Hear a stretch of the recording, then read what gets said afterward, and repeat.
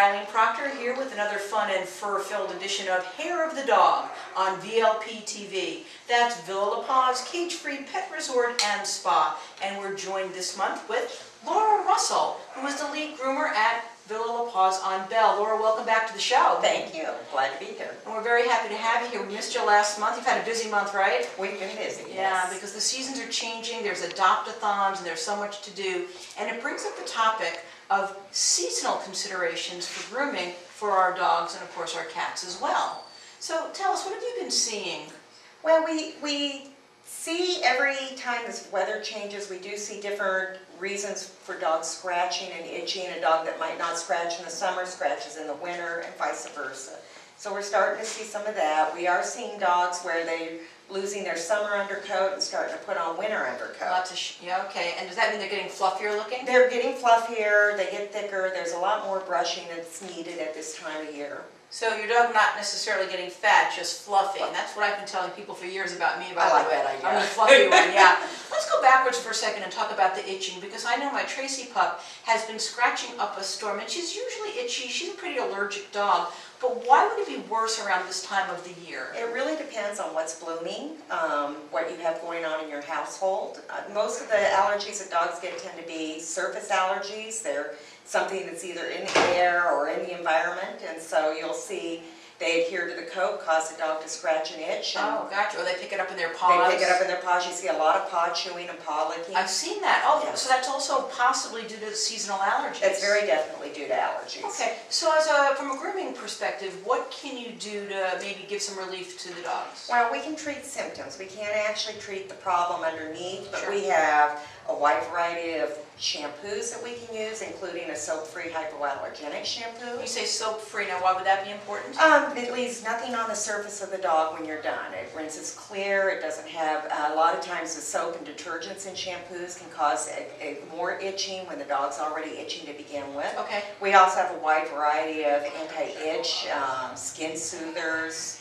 Are those conditioners or shampoos? Shampoos. We also have conditioners like our remoisturizer, which add more moisture back to the coat and skin. So we have a lot of different things that we can do depending on what your dog's skin looks like, what the coat looks like, and what kind of care we think it needs. Right, so of course that's where we get down to the Villa La Paz pre-check before you do any grooming, because you want to make sure that you're taking care of everything that the dog needs, not just making them look pretty. Right, Although they do look pretty, but it's not just about making them look pretty. Right, a lot of it is about making the dog comfortable when it leaves too. Right. So now let's talk about what you were talking about with the skin. Does the skin dry out more in this type of weather? Just like us, when the dogs come indoors more often, the skin can get a lot drier, a lot more static in the coat. Flaky too, Flaky, right? yeah. And my dog's flaky anyway, but okay, so does that mean that you should bathe less often, more often? Actually, more often. You want to remove the allergens off the coat, and then some of the shampoos are very moisturizing, especially with the conditioners added, so it will add more moisture to the surface of the skin. Gotcha. Now you told me about a little trick you were mentioning static. You told me about a little trick that would help keep the static down. Tell our viewers. I like rubbing down with a bounce sheet. Just some sort of a fabric softener sheet. It cuts the static really quickly. I use it a lot on my brushes and combs in the winter because you'll see a lot more static as I'm brushing and combing away. So your dog's hair won't be standing up on end. So now there's nothing in it that's going to hurt the dog? It's as gentle on your skin as it is on their skin. Okay, so. Excellent. So if your dog is experiencing that staticky feeling and looks like he kind of stuck his finger in a socket maybe, it could be static issues, and use a bounce or dryer sheet, and that'll help bring that down. Yeah. Excellent. Now what about brushing? I think you always need to brush dogs, and I preach and preach and preach this. There's a couple considerations. We do see a lot of dogs put in sweaters this time of year as it cools down. Sure.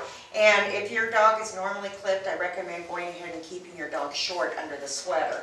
Again, the sweater will contribute to static, it'll pack down the coat, so the more hair you leave on your dog, the more likely it is to become matted under the sweater. That's a really, really good point. So keep the dog clipped down if you're going to keep the dog in a sweater or any type of clothes. Really important.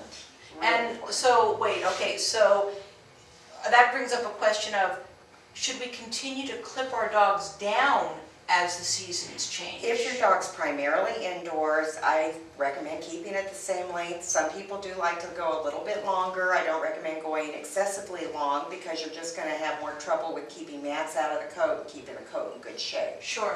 But if they're primarily indoors, the dog's going to be comfortable in whatever it's wearing, basically. Right. And of course, we don't have really severe winters in Phoenix, Arizona, but for the people that are watching from across the country, is that also a good rule, say they're in the Northeast or No, Chicago? in an area where there's a lot of snow or a lot of cold, they do tend to keep more coat on their dog. If we have dogs that are going and visiting the snow, I recommend getting the feet done really clean because otherwise you can get snow and ice crystals in between the toes and pads. All right, they can actually get hypothermia and their toes could freeze. They can. So I recommend, you know, if we have one of our dogs that we know is going to go visit someplace where it's snowing or cold like that, we recommend getting the feet done up really nice and tight so they can be wiped clean very quickly and dried out very quickly. Wow, those are great tips. What haven't we asked you that you think that our viewers would like to know about the seasonal considerations of grooming? Well, we don't have a lot of big seasonal changes. It's kind of a year-round ongoing process because we don't have a real distinct season. But the dogs are going to put on more coat. You need to brush more often. Be prepared for a big shed in the spring, so you're going to be ready to get your dog groomed early in the spring to get them out. I think continued grooming, whatever your normal routine is really important. And bring your dogs in. Don't leave them outside all the time in the winter.